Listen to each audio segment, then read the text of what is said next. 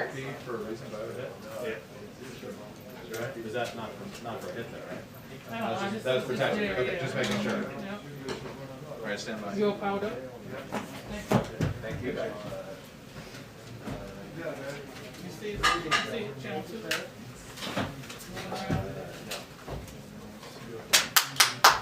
Still nothing? Let's make sure it's on.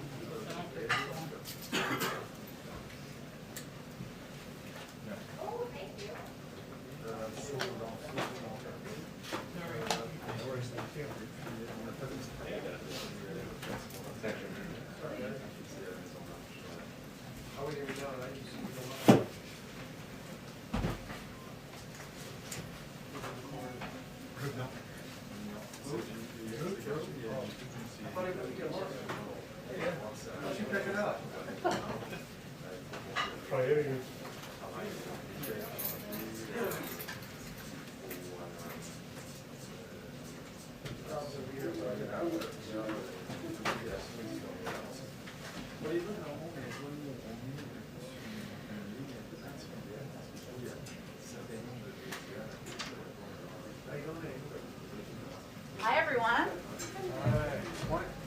We have two more special guests for all of you today. Secretary Buttigieg has, of course, been here before, so we're not going to give him a lengthy introduction, but Administrator Regan previously served as the Secretary of North Carolina Department of Environmental Quality. There he spearheaded the development and implementation of North Carolina's seminal plan to address climate change and transition the state to a clean energy economy, and he secured the largest coal ash cleanup in United States history.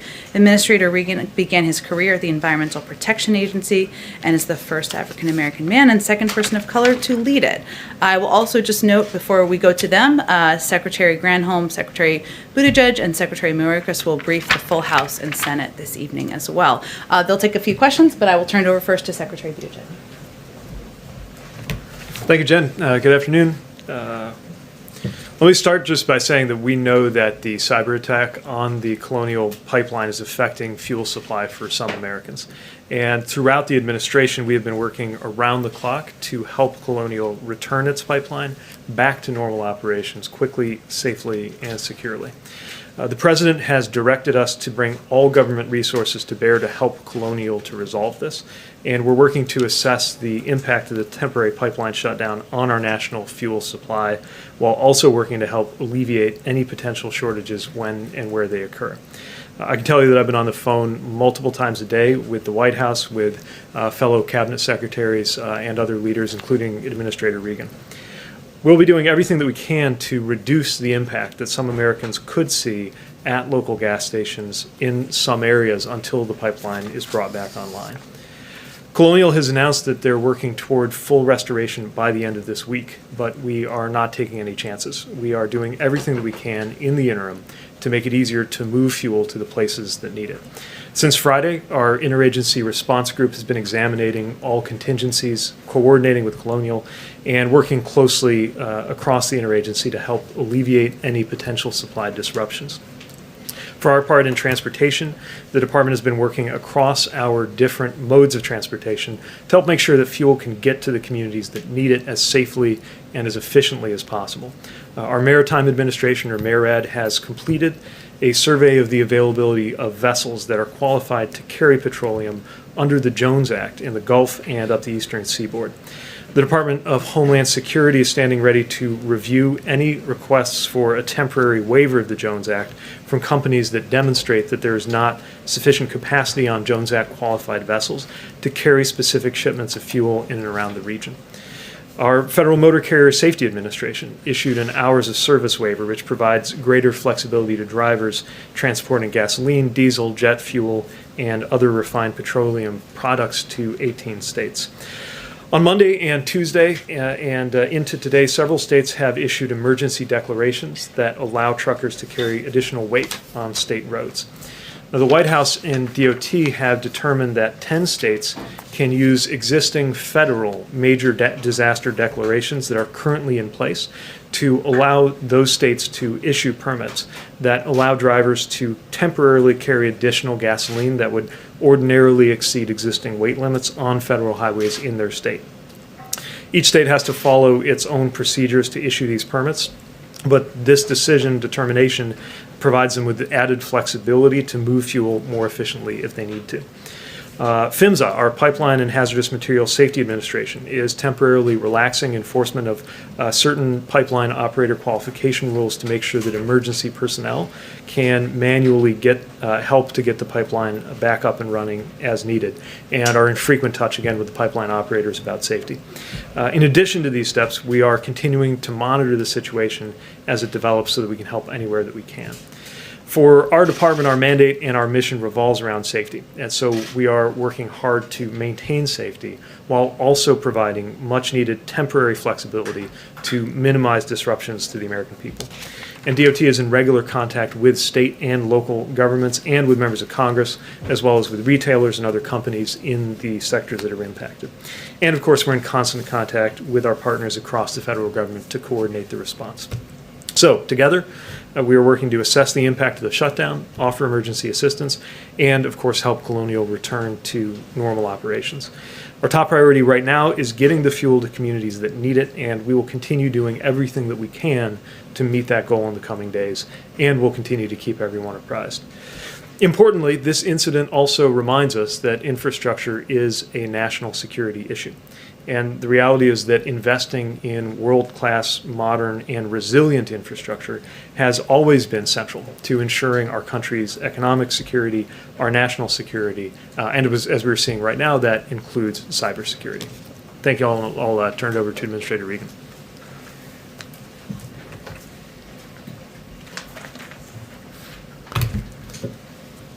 Thank you, Secretary Buttigieg. Jen, it's good to be here with you today. You know, as Secretary Buttigieg mentioned, the President has directed a government-wide response to the Colonial pipeline shutdown.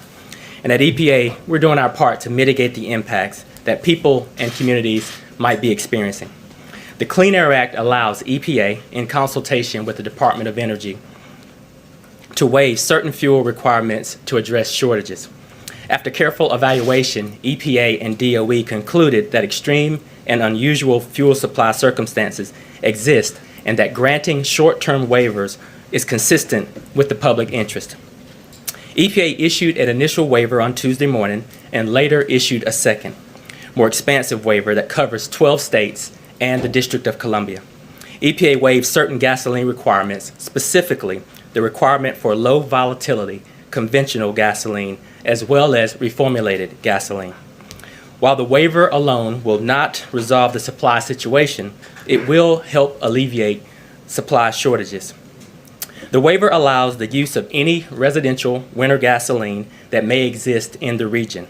It will also allow butane to be blended into existing fuel stops, increasing the supply of gasoline by up to 5%. EPA granted the waivers to help mitigate the supply shortages of gasoline in the affected areas until normal supply to the region can be restored. EPA followed an orderly process when assessing and issuing the fuel waiver. Any such waiver is limited in both geographic scope and in the duration to mitigate any potential impacts to air quality. At this time, we do not anticipate air quality problems from these limited waivers. In assessing the situation and issuing the waivers, EPA has been in close coordination and communication with all of the impacted states. Our partnerships with the states is key to being able to effectively respond to the developing situation like this one. Going forward, we will keep coordinating with our state colleagues to assess the situation on the ground and to determine whether we can provide any future flexibilities to alleviate impacts for people and communities in these affected areas. We understand that there are shortages resulting from the Colonial pipeline shutdown that cause stress and confusion in people's lives. Our response underscores the importance of President Biden's all of government directive, which asks federal agencies to harness our collective expertise and work in sync when urgent matters arise. This interagency effort is the linchpin to a swift and coordinated response. And with that, I'll turn it over to Jen. Go ahead. Thank you so much. One question for Mr. Regan, one question for Mr. Buttigieg. Many of your fellow North Carolinians cannot find gasoline right now. What's your advice to them about what they should do and what they shouldn't do until this situation is resolved? Yes, we are in very close coordination with my home state, just like the other 12 states. I think the folks should follow the advice of the governors and the attorney generals, which they're asking folks not to panic, not to hoard gasoline, and to watch for the updates that are coming from the federal government. We have some really good coordinated efforts at the federal, state, and local levels, and we're working very hard to alleviate these circumstances. And then, Secretary Buttigieg, you mentioned that this situation shows the importance of world-class infrastructure. What could have been done, or what should be done to prevent something like this from happening? Well, this is part of what we have in mind when we talk about resilience. We need to make sure our infrastructure is resilient to climate security issues caused by the increased frequency and severity of weather events, but we also need to be sure that we are resilient in the face of cyber threats, and certainly in the kinds of things that the American Jobs Plan will be funding and supporting. I think part of the expectation for local authorities or states or other bodies seeking to get funding is that there be robust cybersecurity resilience and planning written into that. This is not an extra, this is not a luxury, this is not an option. This has to be core to how we secure our critical infrastructure, and that includes infrastructure that is not owned and operated by the federal government. We're being reminded that private companies and often local authorities own and operate so many of the critically important utilities and other infrastructure we count on. Here.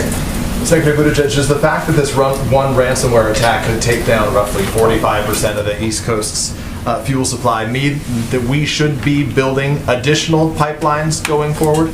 Well, in this case, this was an issue about how a cyber attack impacted a pipeline that's there. I'm not sure it really speaks to the number or quantity of pipelines or their throughput. I do think it reminds us that we need to make sure that we have the most resilient and flexible infrastructure for the future, especially when it comes to something like energy. We've now had, you could argue, two major wake-up call experiences, one in Texas and now one here, each with a different cause, but both reminding us about the work that we have to do as a country. Jeff? Mr. Secretary, Secretary Granholm yesterday said that she expected this issue to be resolved by the end of the week, more or less. Is that still your expectation? And So, go ahead. I'll defer to announcements from the company on their process. Again, PHMSA is in touch with them to review any plans that they have. I would emphasize that there is a lot that is involved in getting a pipeline up and running again. And so there's the announcement, then there's the actual process, and then some time for that to be fully up and running, which is one of the reasons why we're not wasting any time and haven't been since even over the weekend in taking the steps that we need to mitigate any shortages, even things that could happen while the pipeline is getting fully online, but before that's completely taking place. And just to follow up for you, perhaps for both of you, you described the permits and the waivers to allow other ways of getting fuel to these affected areas of the country. Is that working? Is that fuel arriving? We've gotten indications and feedback that the hours of service waiver has had an impact, and we expect that the waivers will as well, but obviously they're very new, and so we'll be closely looking for feedback both from companies and from states on how that's going. Anything with that? Well, I will add that these waivers are working. We've seen an exceptional response from all of our states who are very appreciative of these waivers. It does expand the fuel supply. It allows for fuels to be moved around more freely in the region, and it does relieve some of that tension. And so we'll continue to work closely with our states and our partners to ensure that we are taking all of the actions that we can to alleviate some of these situations. Mary? Mr. Secretary, we now see gas above $3 a gallon for the first time in 7 years. Bottom line, what's your message to Americans who are worried about how this is going to impact their wallet? How long do you think this is going to last? And do you think prices are going to go up even further. Well, my message is that we understand these concerns, that we've seen that in a lot of the impacted geographies that this is a real issue, and that's one of the reasons why we've been working with every lever of government that's available, and not the federal government as an island, but interacting with states and with companies to address this. So, I can't speak to long-term energy markets. Obviously, this is a very specific and acute issue, but we recognize the concern that's out there, and that's why we haven't wasted any time to get into action, and it's why the President has directed us to be really thorough in examining all of our different authorities and all the different pieces of our respective agencies to be helpful. Jen. The administration has been saying that you're willing to consider Jones Act waivers. Have any requests been filed? And since the Maritime Administration has finished its survey, what's determined about how many Jones Act compliant ships are truly available right now, non-reverse contract, the Gulf, et cetera, that can help?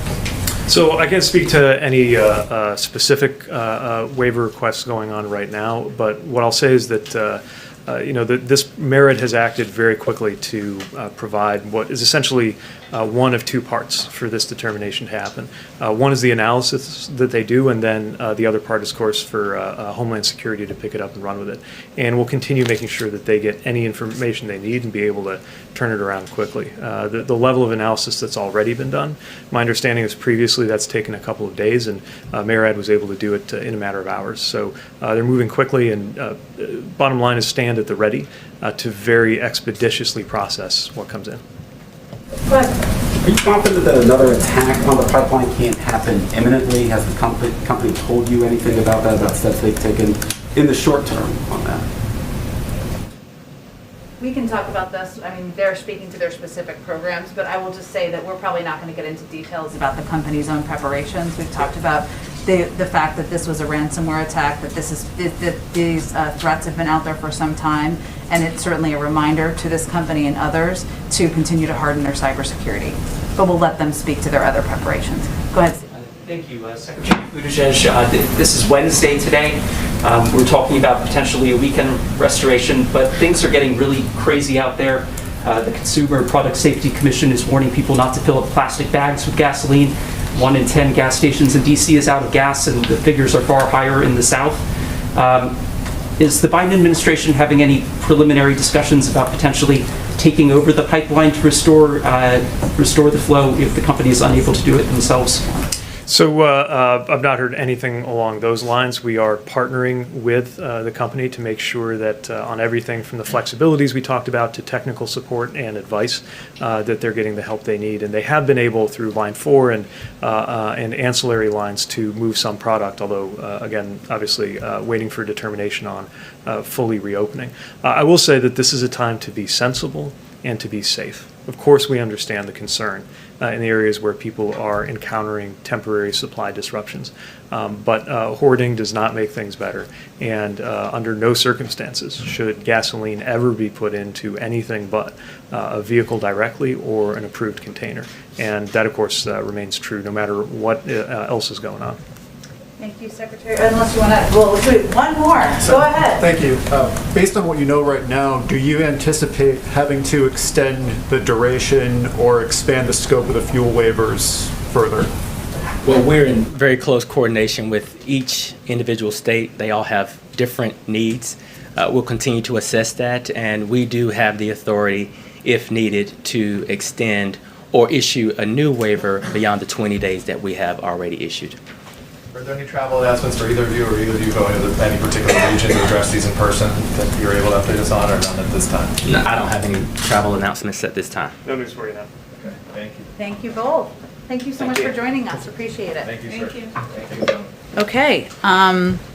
All right, I have another kind of hard out here at 1 o'clock. Sorry, lots going on, but we will get to as many questions as we can. I do have a couple of additional details of outreach from the White House to governors I just wanted to convey to all of you.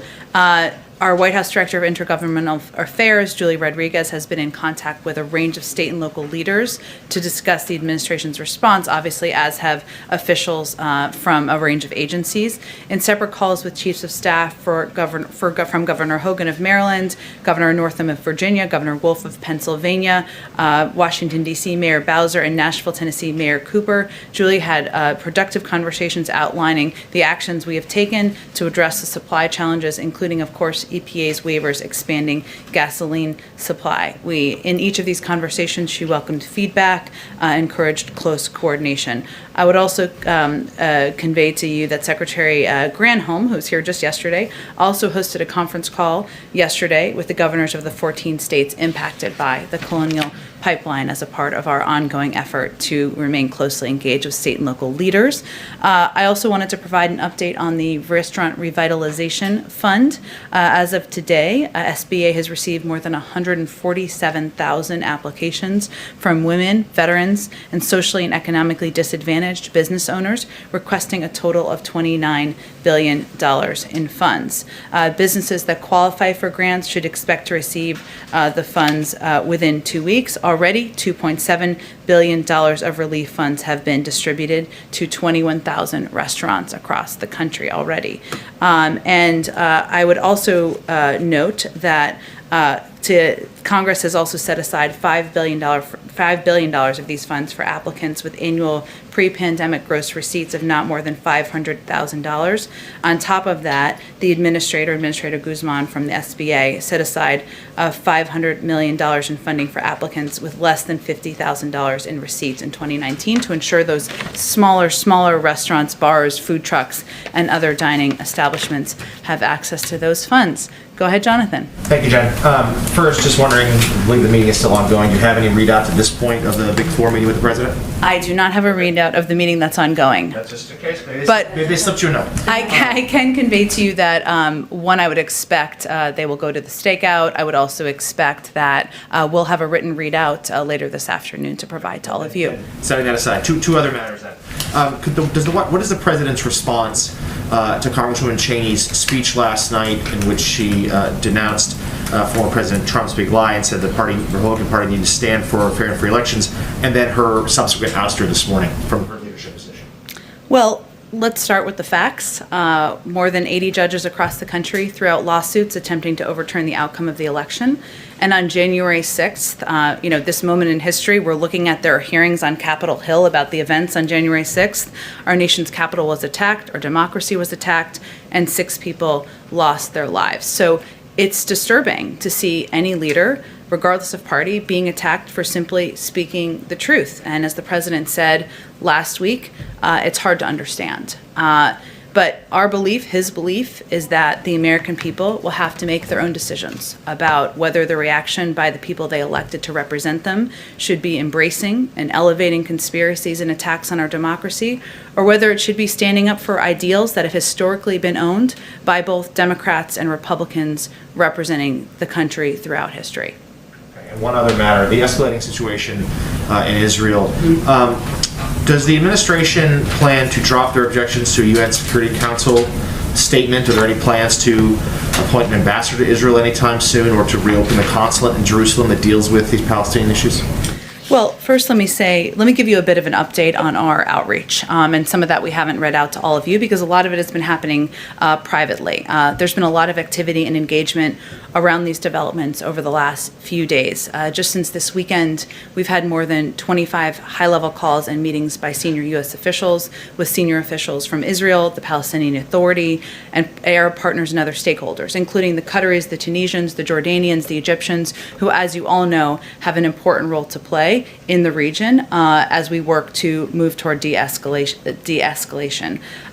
Just yesterday, we had more than 10 phone calls by senior Washington-based officials, including National Security Advisor Jake Sullivan's call with his counterpart. I will also say that in the region, we of course will nominate a qualified, experienced ambassador to Israel over the coming weeks. That's in process, and when it's ready, we'll announce that. But in In the meantime, we have great confidence in our team on the ground in Jerusalem, led by a career diplomat, Jonathan Schreier, who enjoys open and regular access to a range of senior officials.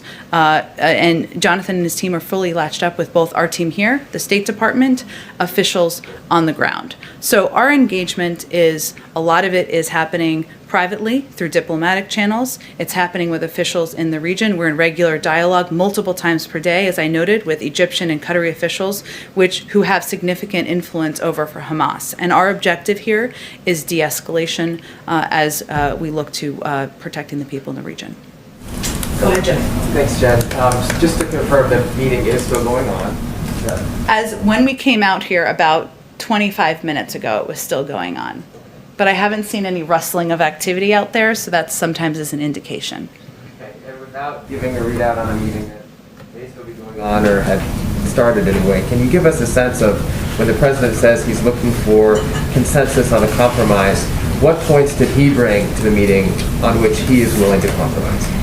Well, first I will say, Jeff, that the president believes that he was elected to find opportunities for common ground and to identify areas where we can work together. So some examples where there's already some activity on Capitol Hill are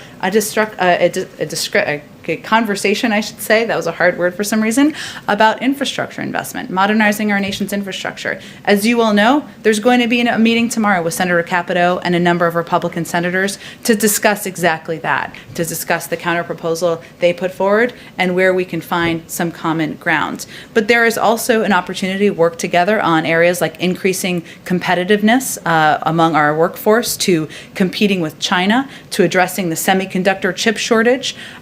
There are a range of issues that there has historically been bipartisan cooperation on, including issues like immigration. But we will see what comes up in this meeting when it concludes. Obviously, the president has his agenda to discuss what we can work together on moving forward to help the American people. Each of those four leaders who are coming, none of them are wallflowers. I'm sure they will have items they want to discuss as well, and I expect they'll share that with you when the meeting concludes. Would corporate taxes be one area where he may have said, I'm willing to go to 25% instead of 28%? Well, he's conveyed that certainly publicly, and I wouldn't see this as a negotiation to come to a conclusion about the American Jobs Plan and how it will be paid for, but he's expressed an openness to a range of proposals, and his bottom line is that inaction is unacceptable and that he is not going to raise taxes on the American people who are making less than $400,000 a year, but he's open to a range of proposals. Go ahead. We heard Secretary Buttigieg just mention the desire to include more funding for cybersecurity in the American Jobs Plan. Why wasn't that included in the president's initial plan? And is it a must-do for you now? Well, I think what he's really what the secretary was talking about is how the grant funding is determined and what will be required for that grant funding, and that's part of the process, as you know, as these negotiations and conversations are happening with Capitol Hill. So, I think at this point it will include, as the discussions continue, tying specific grants to recipients' implementation of cybersecurity goals, using tax credits to finance needed cybersecurity improvements. But I think it's clear that cybersecurity, ensuring private sector companies are hardening their cybersecurity, ensuring it's an across-the-government effort, is a priority to the president, and this will be linked now to our proposal for how specific grants should be distributed. And we have seen a bit of a shift in tone out of the White House in the last 24 hours. Yesterday, we were told there aren't supply shortages, it's a supply crunch, it will be short-lived. Now you all are describing it as supply shortages. Is the impact of this hack more than you anticipated? Well, I would say on Monday afternoon, so 48 hours ago, we said, at this moment, there is not a supply shortage. That was accurate at this moment. We also said that we are continuing to monitor very closely what the impact will be. And one of the reasons that we acted as quickly as we did, convening interagency calls through the weekend, determining what levers could be used very quickly and rapidly according to historic standards to help put in place contingency plans to ensure we reduce the impact on the American people, is because we had to anticipate there could be a range of impacts. We could not predict when the company would be able to come back online.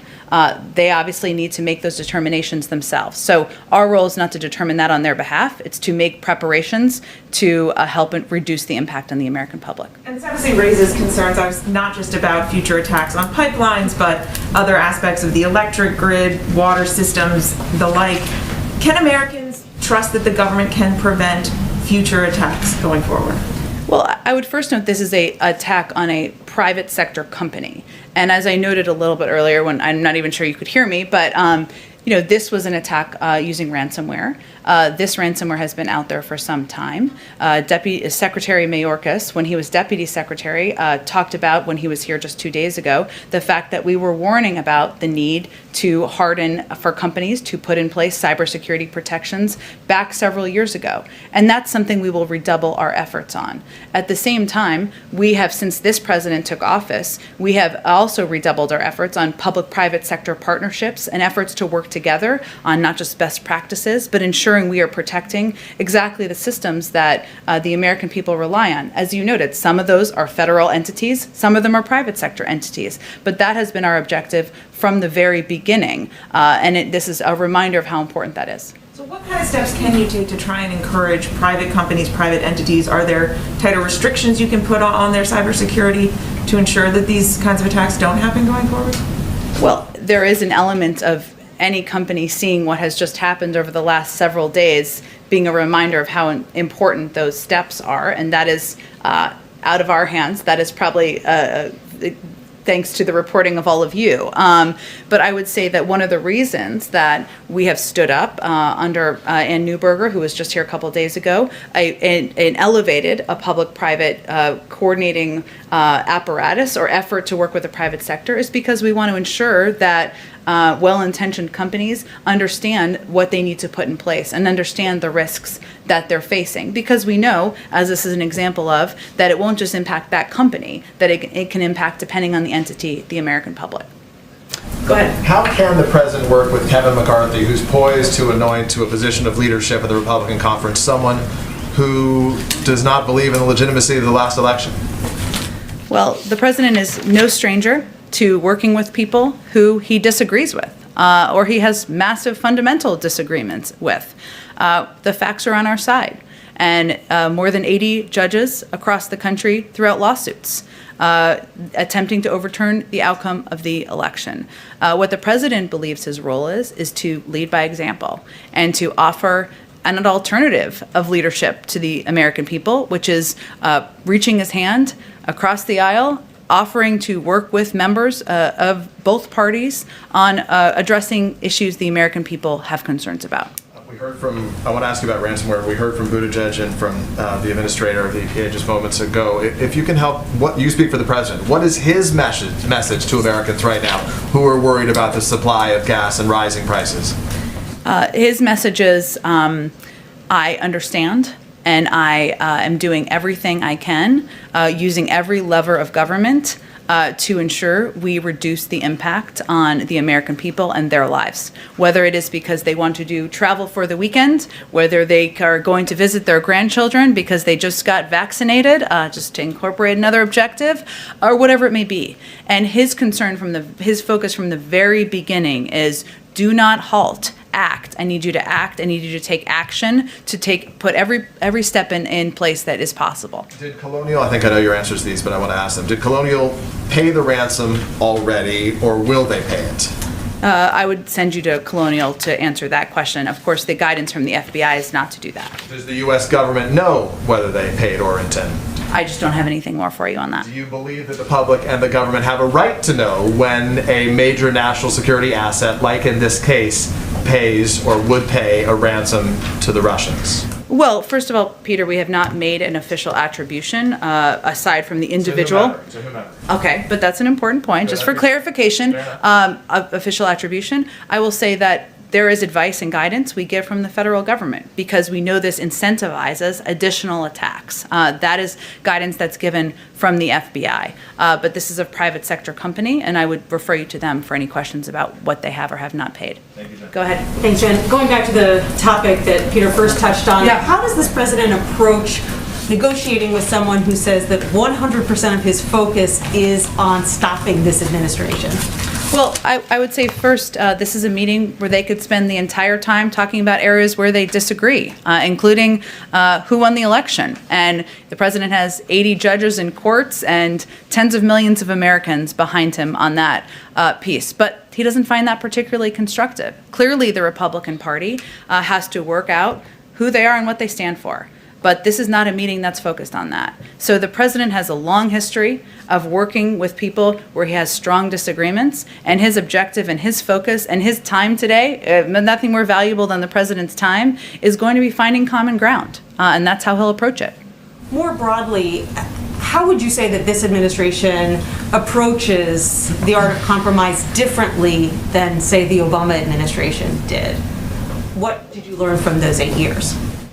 Well, first I would say that the vice president and the president was the vice president at the time. He was not an outside actor, right?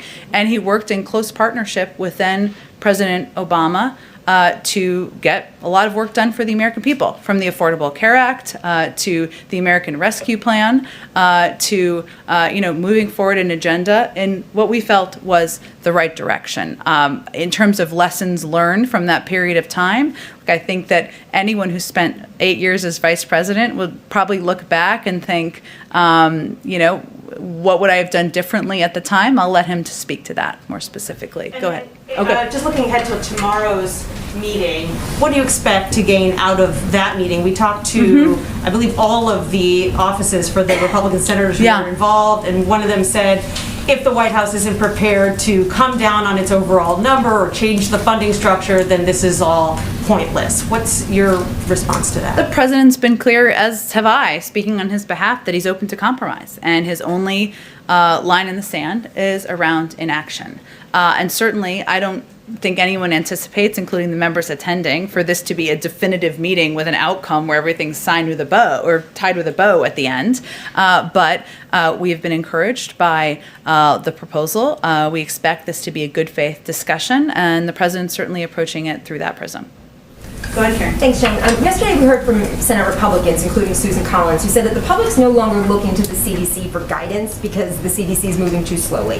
We saw Georgia move ahead on the vaccinations for as young as 12 years old without waiting for the CDC. Is the White House concerned that the public is tuning out the top health experts? Well, I think you referred to two people who are obviously in public life, but I'm not sure that's a reflection of the totality of the American public. What we know is that, or how we've approached things, is that we believe that health and medical experts should be our North Star, and that leaning on them and their data analysis and their review of what they think the guidance should be to ensure that the American people can be confident in that should continue to be our North Star. So here's what we also know. As more people get vaccinated, there will be less and less need for certain restrictions. And the CDC has said they will continue to evaluate the science and update their guidelines. But our objective is to ensure that the American people have confidence in the fact that we are leaning into, we're not making political decisions, we are leaning into the advice and counsel of medical experts. Sometimes people may feel that's slow. We understand. It's frustrating. I'm tired of wearing a mask too. We understand how the American people are feeling, but we feel it's important to still maintain that commitment. Go ahead. Has the White House conveyed the message to the CDC that it should be moving quicker to loosen restrictions? Does that come from the White House? No.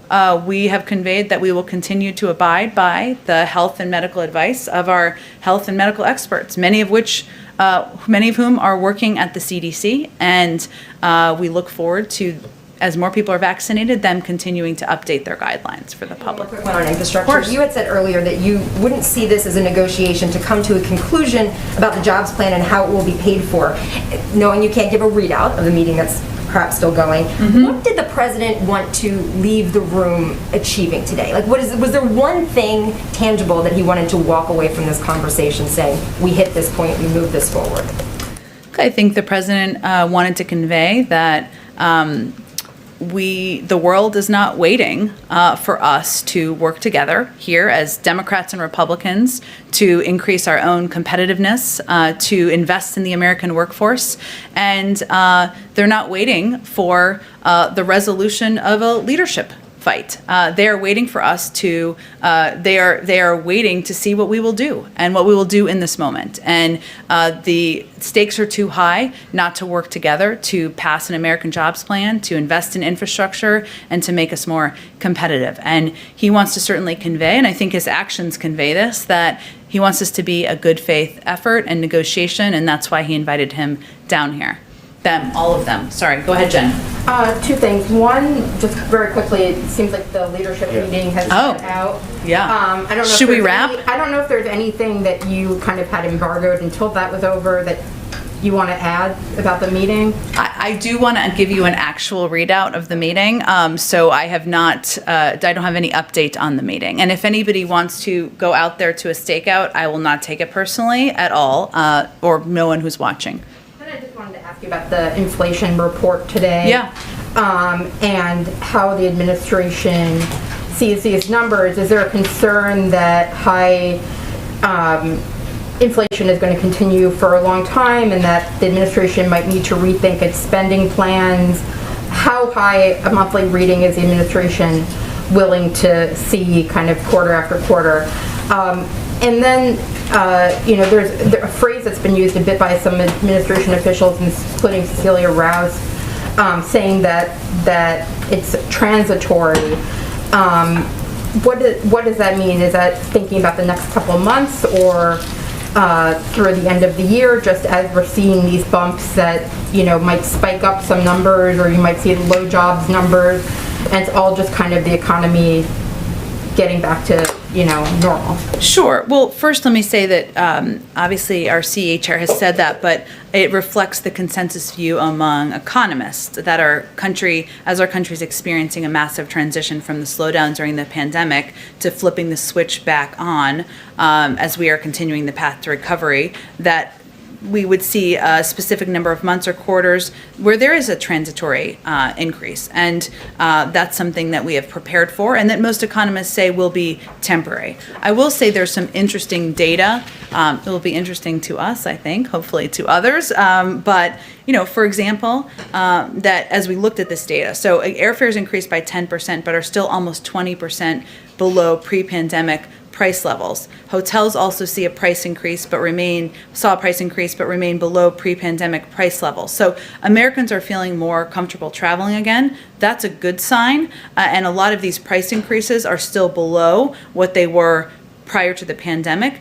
We're also seeing in the data that some of the price increases impact a reflection of the supply chain pressures. So if you look at used motor vehicle prices, that accounted for more than a third of the increase, and that it was an impact in large part because there are fewer new cars, and as a result, there are more. And that is an impact of the semiconductor chip shortage, right? So there's a couple of data points that are specific to this moment, and we knew just as the economy sort of shrunk and shut down, that as it's turning back on, there would be some of these impacts. But we are constantly tracking. We have shared our expectations on inflation. As we experience this massive transition, we continue to chart our path to recovery, and we know that number of the investments that we have proposed were long needed even before the last several months. Just one bigger picture question. You have these surprising inflation numbers. The jobs number was much lower than expected. Situation in Israel, the pipeline.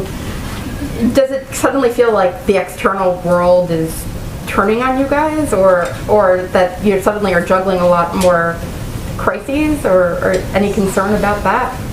That's what we're made for here. We certainly know that, and the president knew from having served as vice president for 8 years, that when you walk in and you're the leader of the free world and you're overseeing a country that is still working its way through a pandemic and an economic recovery, that you have to be prepared to juggle multiple challenges, multiple crises at one time, and that's exactly what we're doing at this moment. Go ahead, Courtney. Thanks, Jen. I just wanted to follow up on what you said about the president nominating an ambassador to Israel in the coming weeks. I wanted to go back to Jonathan's question. Is the president considering reopening a consul or consulate general in Jerusalem? And then more broadly, when can we expect the president to announce his more high-profile ambassadorships? Or will that come before he travels in June?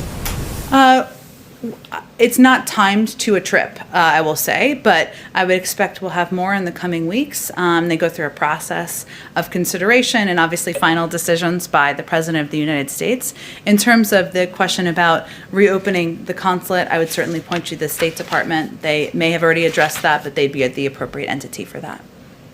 Go ahead. Thanks, Jen, and thanks for continuing to take questions despite this weird situation. I know, but it's okay. I know people wanted to go out there, but yeah. So I've got two questions. Okay. For two areas. I'd like to ask quickly about jobs and also about a couple of press freedom issues, which of course I imagine is important to everyone here. The first one on jobs, the Brooklyn Chamber of Commerce just polled 200 small businesses, and 64% are having trouble hiring people, 42% of them cited the higher COVID-19 unemployment benefits. The University of Chicago separately estimated 42% of people are getting more money not to work than they would have in their previous jobs. President Biden said on Monday, quote, no one should be allowed to game the system and we'll insist that the law is followed.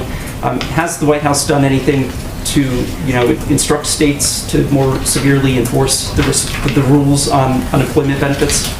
We certainly expect any state is enforcing the law, but I would say that what we've seen across the majority of economic data and from the majority of economists is that the biggest impacts and factors are the pandemic and the fact that we're still recovering from a pandemic and people having concerns or issues with childcare or fears if they're not yet vaccinated about going back to a workplace. And there are a number of steps we've put in place, including assistance to restaurants, as I noted earlier today, to small businesses to ensure they have that vital assistance at this point in time. And obviously for bigger companies, we've been encouraging them to use some of the $1.4 trillion in assistance they've received to pay higher living wages. But those are the range of factors that most economists believe are the issues at this point in time, even though we look at data over the course of several months. And over several months, we've been creating about 500,000 jobs a month. So when President Biden says that he's basically just putting it out there that states should enforce it and that people should comply with the rules in place, not necessarily that there's anything new the federal government's doing. Well, we certainly expect states to abide by the laws, as I'm sure you do. Did you have a second question? Yes, I do. I'd like to ask about a couple of press freedom issues. On Friday, we learned that the Justice Department last year seized the phone records of several Washington Post journalists. The Biden Justice Department defended this, saying that it was the sources they were after, not the reporters. But there are some press freedom advocates who are pretty concerned about that defense. Trevor Timm of the Freedom of the Press Foundation said that the Biden Justice Department gave a disturbing defense of the practice. Bruce Brown, the executive director of the Reporters Committee for Freedom of the Press, said that it raises serious First Amendment concerns. Do you, as the government's top press officer, have concerns about reporters' records being taken, including in this instance? Well, given this was an action taken by the last administration and the Department of Justice oversees, obviously, our legal actions, has already spoken to it, I'm not going to have anything additional to add. The second part on press freedom is this marked International Press Freedom Day, which was celebrated on Twitter by the Secretary of State and the Vice President, who wrote, a free press is critical to democracy. The whistleblower Edward Snowden responded by writing, this would be more persuasive if the White House wasn't aggressively seeking a 175-year sentence for a publisher of award-winning journalism. He's referring to WikiLeaks publisher Julian Assange. The Obama-Biden administration was infamous for taking a heavy hand toward reporters and leaks, including taking the Associated Press's call records and calling a Fox reporter a possible conspirator. But the Obama Justice Department decided not to prosecute Assange for fear of setting a precedent that could be used to prosecute journalists dealing with classified information. In the name of press freedom, will President Biden be intervening in the Assange case to stop the prosecution, or will he be allowing the Justice Department and the courts to sort this out? Well, in the name of independent justice, we will allow the Justice Department, encourage the Justice Department to continue to be an independent Justice Department, which I know is different from what we saw over the last 4 years, so it feels funny to some people. Go ahead in the back. Thank you, Jen. First question about the potential closing of the Line 5 pipeline in Michigan. Has the president been in contact with Prime Minister Trudeau? That's in the courts, so we're not going to have anything to add. It's in a courts process right now. The amicus brief of the Canadian government in the U.S. federal court describes the potential closing as a massive and potentially permanent blow to Canadian economy and energy security. Is this a way to treat an ally like Canada? I think we've talked about in here how important of a partner Canada is and will continue to be on a range of issues, from addressing the pandemic to just being a regional partner on facing issues around the globe. But this, again, is a situation that's in the court, so I'm not going to have more comment on it. I got to go around to other people because I have 3 minutes left. I'm sorry. Keep going. I just have 2 quick ones. So my first question, I wanted to ask about, there's a recent New York Magazine article about how the White House polices language in Washington that I'm sure you read the other day. And a particular graph points to an Associated Press memo that advises reporters against using the word crisis, which the administration has said that they're not going to use the word crisis for the border. It cites a person close to the White House as saying that one very real possibility is that this strategy works. They may get criticism and think pieces about it, but at his 100-day mark, Biden is the most liberal president we've had, and the public thinks he's a moderate. That's a winning strategy to me. They're willing to accept that you're going to write this piece as long as they know that swing voters in Colorado aren't going to read it. So does this reflect the White House's thinking that the goal is for Americans to view the president as moderate as he pursues, according to the, quote, the most liberal agenda that we've seen? There was a lot packed into that question. Must have taken some time to write. I will say that our goal is to implement solutions as it relates to the challenges at the border, and not to be caught up in semantics of what we call it. Because at the end of the day, what we've seen is a massive reduction in the number of children who are being detained in Border Patrol facilities thanks to the actions of this administration. We've seen a massive reduction in the number of hours kids spend in Border Patrol facilities. And we're continuing to work to get kids into the arms of their family members or to sponsor homes. And that's what our objective is. I can't speak to a blind anonymous quote from somebody outside of the White House, which we'd all be for banning those if others would want to commit to that as well. Go ahead. Go ahead. Sure, thank you. What contingency plans are in place if Congress can't come to a quick agreement on increasing the debt ceiling? Since Secretary Yellen suggested that Treasury might exhaust the so-called extraordinary measures sooner than some analysts have estimated. Well, let me just first say that we fully expect Congress to act in a timely manner to raise or suspend the debt ceiling, as they did 3 times on a broad bipartisan basis during the last administration. And as you know from covering it, raising or suspending the debt ceiling does not authorize new spending. It merely allows Treasury to meet obligations that Congresses have already approved. So that's what our focus is on, and we certainly expect them to follow suit of the last several administrations, or last several times they raised it. Go ahead in the back. Jen. Thanks for your patience. No problem. Just a few quick ones, and I'll be quick. Does immigration continue to be a priority in these meetings that are so important, and they could do a lot for the progress of an immigration bill? Well, again, it's hard for me. They may have read some of it out to read out a meeting that was still going on when I came out here, but the president remains committed. The immigration continues to be a top priority for the president. That's why he proposed a bill on day one. That's why he communicated in his joint session speech that we should look for ways to find common ground, find agreement on what pieces we can move forward. And he certainly believes, even as we've made progress at the border, that in order to address this over the long term, we need to put in place long-term solutions. So he will continue to absolutely advocate for it. But I don't know if it was a topic in the meeting yet. The rancher the couple who found the 5 young girls that were rescued a few days ago, said to the president in an interview that he did, "We want you to come to the border. This is not humane anymore." What do you have to say about that? I will say first that that was a heartbreaking situation, and we're thankful for the work of CBP to ensure those minors' safety. This is another example of why we continue to be very clear that individuals should not make the treacherous journey north and put their lives in the hands of smugglers or others for unsafe circumstances. And again, just to reiterate, our focus remains on solutions, on ensuring we're expediting processing, we're getting kids into safe and humane conditions, and that's, if going to the border changed that or helped that, that would be one thing. But our focus is on implementing pieces that we can, so we can make their lives better. On consumer prices, picking back up on what was asked earlier, is this a concern going forward that the prices will continue to rise, that it will have an impact on the recovery that you want to have in the economy? Well, again, I think this is obviously something we monitor quite closely, and we certainly monitor specifically from, it's the job of the independent Federal Reserve to manage all aspects of inflationary pressure as they pursue their dual mandate of achieving full employment at stable prices. So it's the policy of us not to, executive branch, not to comment on that really in terms of the future of inflation. But I will say that, it's important to note what the very specific, as I did in response to an earlier question, factors are at play here, which include, as I noted, the airfare is increasing by 10%, but still being 20% below pre-pandemic levels, hotels seeing a price increase but remaining below pre-pandemic levels. So there are a range of factors here at play, obviously addressing the semiconductor chip shortage that we think we remain committed to and we will continue to work to address. Okay, thanks. Okay. Just moments ago, Leader McConnell said to those reporters, some of This whom is were like real life happening here. real news in real time. Leader McConnell said moments ago that they communicated to the president that they will not budge on the 2017 tax cuts, which means, well, you know what that means. I guess, what is the White House, what do you say to that?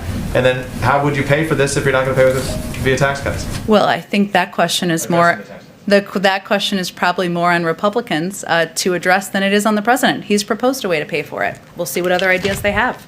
Thanks, everyone.